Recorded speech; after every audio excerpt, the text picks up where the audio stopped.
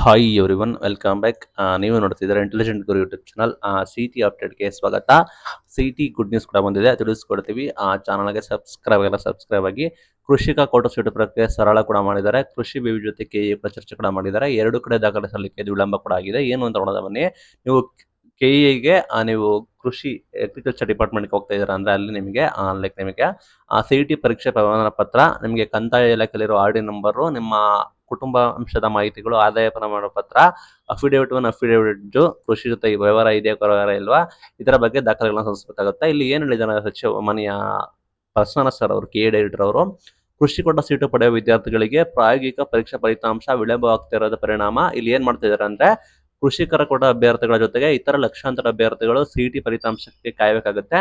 ಸಮಸ್ಯೆ ಇತ್ಯರ್ಥಪಡಿಸ್ತೀವಿ, ಅಧಿಕಾರಿಗಳ ಚರ್ಚೆ ಕೂಡ ಮಾಡ್ತೀವಿ ಅಂತ ಕೂಡ ಹೇಳಿದ್ದಾರೆ. ಅಂದ್ರೆ ನಮಗೆ ಸಿಇಟಿ ಫಲಿತಾಂಶ ಈಗ ಬೇಗ ಬರ್ಬೋದು.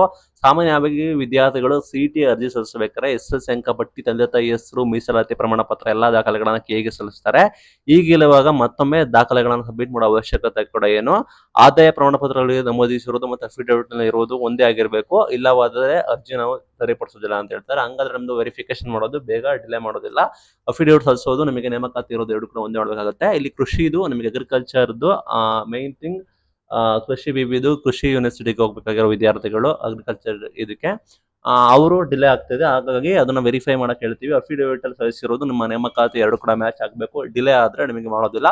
ಈ ನಿಟ್ಟಿನಲ್ಲಿ ನಿಮಗೆ ಬೇಗ ರಿಸಲ್ಟ್ ಮೇಲೆ ಪರಿಣಾಮ ಬೀಳ್ತಾ ಇದೆ. ನಿಮಗೆ ಬೇಗ ಫಲಿತಾಂಶ ನಾವು ಕೊಡೋ ಕಡೆ ತಯಾರಿ ಮಾಡ್ತಾ ಇದೀವಿ ಅಂತ ಹೇಳಿದ್ದಾರೆ. ಸಿಇಟಿ ಪರೀಕ್ಷೆಯಲ್ಲಿ ಎಲ್ಲಾ ದಾಖಲೆಗಳನ್ನ ಆನ್ಲೈನ್ ನಲ್ಲಿ ವೆರಿಫೈ ಕೂಡ ಮಾಡ್ತಾರೆ. ಎಲ್ಲಾ ದಾಖಲೆ ಅಪ್ಲೋಡ್ ಕೂಡ ಮಾಡುತ್ತಂತೆ.